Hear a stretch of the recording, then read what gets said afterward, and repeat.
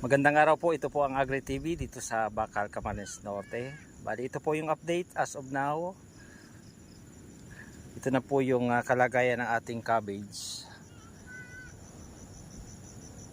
Medyo malalaki na po siya at kung mapapansin po natin ay green na po ang ating cabbage. Ayan po.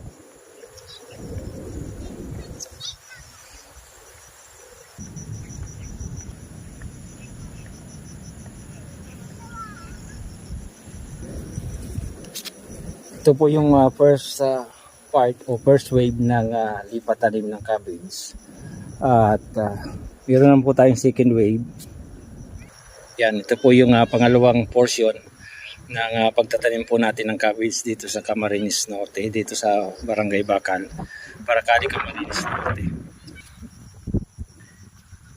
Ayan po.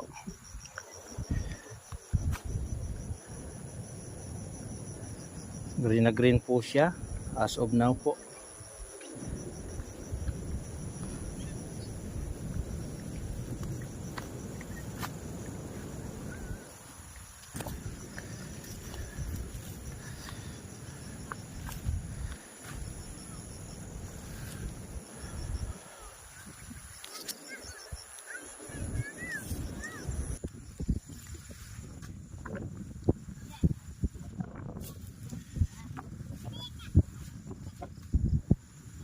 Po ang ating cabbage at salamat nga po pala sa aming leader na kung saan siya po ang may kaalaman sa pagtatanim ng cabbage kay Mr.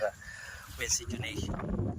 Isa rin po siyang katutubo o IPs na nagbuhat po sa Camarines. Ngayon ay dinala po niya yung karunungan niya dito sa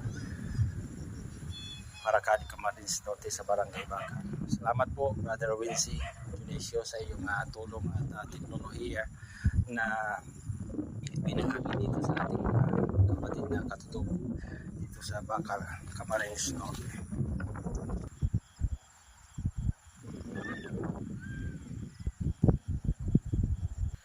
Ito naman po yung kalilipat tanim pa lang po, 1 linggo pa lang po siya buhat sa paglipat tanim.